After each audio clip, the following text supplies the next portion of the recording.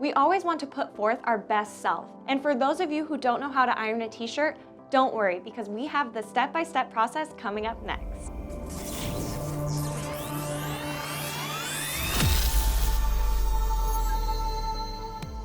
Hey guys, it's Melissa with ShirtSpace. And let's not waste any time and jump right in. The things you'll need to iron your tee: an iron, an ironing board, and if your iron doesn't hold water, a spray bottle. Set up your board, fill your iron with water if it holds it, and then turn that bad boy on. Be sure to match your iron's heat setting to the type of fabric your shirt is made from, and then you're ready to go. First, lay your shirt flat on your ironing board. Make sure you do not stretch it out. Smooth out any wrinkles with your hands to make sure the shirt is laying as flat as possible. Starting at the shoulder, guide the iron down along the side seam of the tee.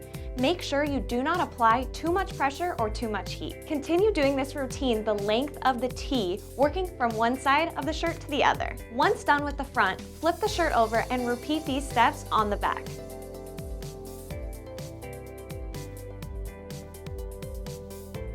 Now let's work on the sleeves. Lay the shirt with the top half on the ironing board, letting the bottom half hang off. Starting at the shoulder seam, glide the iron down to the bottom of the sleeve.